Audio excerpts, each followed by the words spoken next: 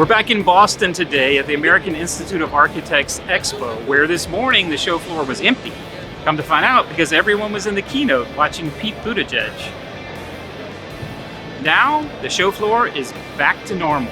In our last video, we explored what it takes for products to get spec'd by architects. Today, we turn our focus to security glazing.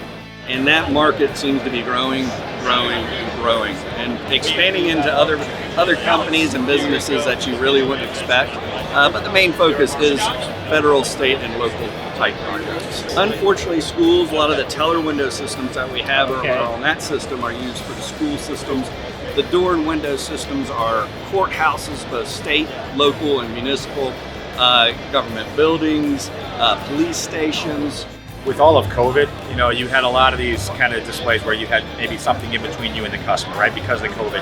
I think what has happened is it's accepting now, and so why not have something that protects your employees from the public in that situation? So they're a little bit more accepting of it. Used to be, they would say that's a customer deterrent. So there's definitely a lot of security glazing on the show floor, and we're told that architects are very interested. In our last video, we learned that architects are mostly interested in sustainability, part of which is energy performance. With security glazing, the question that I have is, can you have both?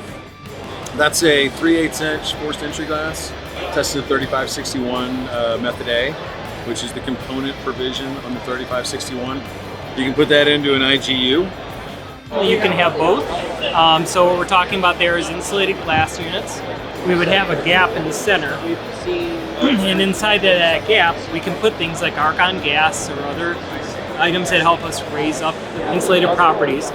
We also will make decisions in the makeup of the glazing. But it also goes beyond the glass, it goes into the framing as well. Of course, right? So this is just a standard frame for internal. This is bullet resistant, forced entry resistant. But when we get into the thermal, then we're going to go up into our 650 and our thermally broken systems that are completely thermal break. So you can have both protective and insulative properties. Okay, so you can have energy performance and security. So my next question is there any demand in residential? So does any of this end up in residential? Are there cases where... To tell the truth, I haven't seen that we quoted anything in residential. Really? No. Do you ever see that happening? I mean, is it suited to a residential window, or is there a conflict there in terms of how? I mean, the secure values, they are? the security is good. Typically, it's going to depending on what the substrates are. You wouldn't want to put something like this and have a vinyl home, because it could just go through the wall instead of going through this. It'd be easier to go. Is it making its way at all into residential? Are any of like the high-end homes or the celebrity homes, or really? Yep. I can't tell you, of which course, celebrity? which ones. Come on, you got to give us the goods. I can't tell you. You can't. But we've done a lot of politicians as well as celebrities. If you think about it nowadays, certainly the politician zones are areas of where there's threats, but a lot of your high profile, and I'll just say some of the social media, we're getting billionaires and that, they've got the money, and unfortunately they've got the people that may try to do them harms. Okay, so not so much for residential yet.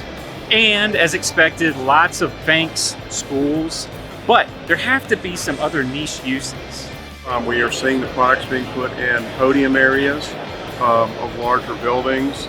And actually also in California, we're doing quite a few cannabis shops out there as well. Really? So pharmacies, anything there that people are concerned with breakage in.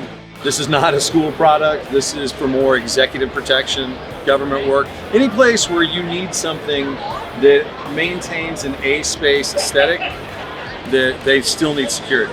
We've seen definitely some interesting applications, like something like data centers, where it used to be the entrance to the data centers weren't very secure. I mean, that data is highly protected, obviously, but if you can get someone who can breach that and get into that system, then what's to say what they can get from that information.